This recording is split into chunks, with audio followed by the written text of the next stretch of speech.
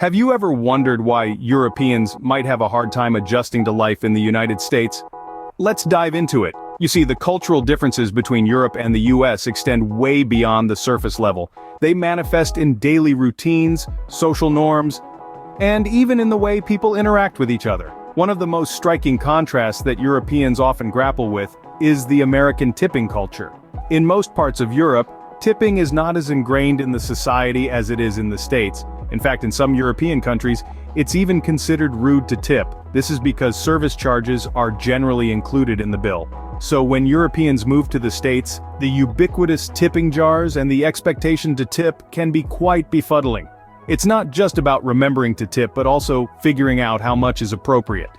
So, the 10th reason is the tipping culture, which often confuses and frustrates Europeans. Moving on to the 9th point, let's talk about the imperial system. This is one of the things Europeans find quite baffling about living in the United States. Back in Europe, the metric system is the way to go. It's simple, it's logical, it's based on tens. Kilometers for distance, kilograms for weight, liters for volume, it all makes sense. But cross the Atlantic and land in the United States, and suddenly you're dealing with miles, pounds, and gallons. It's like stepping into a different world. A world where a foot is not something you walk on, but a unit of length. Where an ounce is not just a small amount, but a specific measure of weight. Add to that the fractions often used in the imperial system, and you've got yourself a real brain teaser. So number 9 on our list, the imperial system, an everyday challenge for Europeans in the United States. The 8th point on our list is American food portions.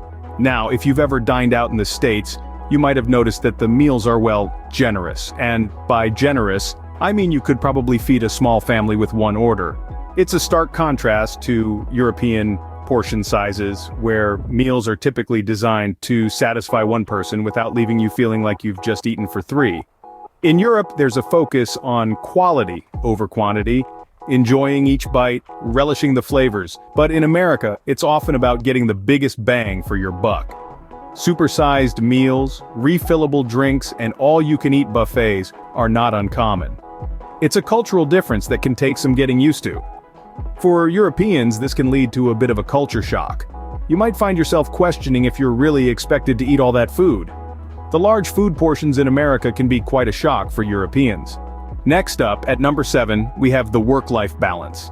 Now, if you're from Europe, you're probably accustomed to a more balanced lifestyle.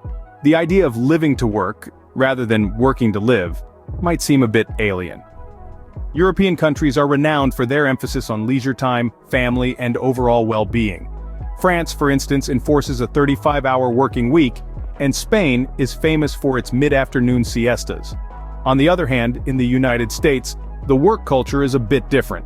The 40-hour work week is more of a minimum than a maximum, and overtime is often expected. Holidays and vacations tend to be shorter, and there's a general push towards productivity and efficiency, sometimes at the expense of personal time. While this isn't necessarily a bad thing, and can indeed lead to great innovation and progress, it can be quite a culture shock for Europeans. The lack of work-life balance in the US is another discomfort for Europeans. Coming in at number 6, we have the healthcare system. Now, let's talk about the elephant in the room. In most European countries, healthcare is seen as a basic right and is usually covered by the state. This means that whether you're dealing with a minor cold or a major surgery, you don't have to worry about the costs. In contrast, the United States operates a more privatized system where healthcare costs are often directly out of pocket or covered by private insurance. This can lead to some sky-high medical bills even for relatively minor procedures.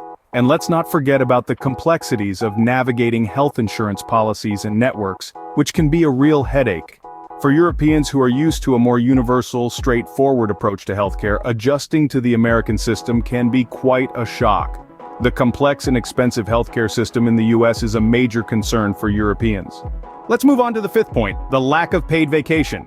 Now, if there's one thing Europeans love, it's their vacation time. In most European countries, workers enjoy a generous amount of paid vacation days every year. For instance, in France, employees are entitled to 5 weeks of paid vacation. Yes, you heard it right, 5 weeks. And that's not counting the numerous public holidays sprinkled throughout the year. Across the pond, however, the situation is quite different. The United States is one of the few developed countries that does not mandate employers to provide paid vacation time. While many companies do offer paid time off as a perk, it's usually far less than what their European counterparts receive. On average, American workers get about 10 days of paid vacation per year, though this can vary depending on the company and the employee's length of service. This might not sound like a big deal, but imagine moving from a culture where taking a month off in the summer is the norm, to one where you might feel guilty for taking more than a week off at a time. It's a significant shift, and one that can take some getting used to. Moreover, the concept of vacation guilt is quite prevalent in the United States. Many employees hesitate to use their vacation days fearing they might be perceived as not dedicated enough to their jobs. This is a stark contrast to the European work culture where taking regular breaks is seen as a necessary part of maintaining a healthy work-life balance. Of course, it's not all doom and gloom. There are plenty of Americans who value their downtime and companies that encourage their employees to take time off. But on a broader scale, the lack of mandated paid vacation time is indicative of a work culture that prioritizes productivity over personal well-being. In conclusion, the lack of paid vacation days is another significant difference that Europeans find hard to adjust to. But as with all things, it's all about finding the right balance and making the most of the opportunities that come your way. At number 4, we have the distance. Now here's something that takes a bit of getting used to. Europe, as we all know, is a tapestry of nations nestled closely together. You could wake up in Paris, have lunch in Brussels, and be in Amsterdam by supper. But in the United States, it's a whole different ballgame. The country is vast, stretching across an entire continent. The distances are just mind-boggling. For instance, a road trip from Miami to Seattle is a whopping 3,000 miles. That's the equivalent of driving from London to Istanbul and back.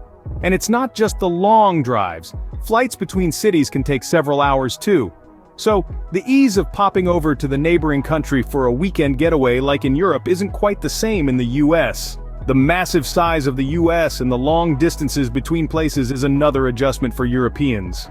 Moving on to the third point, the lack of public transportation. This can be a real shocker for our European friends when they first set foot in the United States. You see, in Europe, public transportation is a way of life. It's efficient, it's reliable, and it's everywhere. Trains, buses, trams, and subways are woven into the fabric of daily life, making it easy to get around without a car. However, when you cross the Atlantic and land in the US, the story changes dramatically. In many parts of the country, public transportation is either non-existent or not reliable. The US is a car-centric culture, with sprawling cities and long distances between destinations. This means that owning a car becomes almost a necessity, leaving those without one in a bit of a pickle. The lack of efficient public transportation in the US is a big challenge for Europeans. Coming in at number 2, we have the education system. The education system in the United States can be quite a shock for Europeans. In Europe, education is often seen as a right rather than a privilege, with many countries offering free or low-cost higher education. This is a stark contrast to the United States where high tuition fees are the norm. Moreover, the structure of the education system is different. In Europe, students usually specialize in their chosen field early on, while in the United States, a more general education is emphasized, with students only specializing in the later years of their study. The grading system can also be a point of contention. The US grading system is often perceived as more lenient compared to the rigorous grading standards in Europe. All these differences can make the transition difficult for Europeans studying or living in the United States. The education system in the US is another area where Europeans often struggle. And finally, at number 1, we have the gun culture. This point is perhaps the most prominent when it comes to the cultural differences between Europe and the United States. In most European countries, gun laws are quite strict, and firearm ownership is not as widespread. The United States, however, has a deeply ingrained gun culture with the right to bear arms enshrined in the Constitution. This difference often leads to a culture shock for many Europeans, unaccustomed to such a prevalent presence of firearms in daily life. The prominence of guns in American society can be a challenging aspect for Europeans living in the US, not only due to safety concerns, but also because it represents a stark contrast to the norms they are familiar with back home. So the number one thing that Europeans struggle with in the US is the prevalent gun culture. To sum up, while the US and Europe share many similarities, there are quite a few cultural differences that can be challenging for Europeans. Thanks for watching.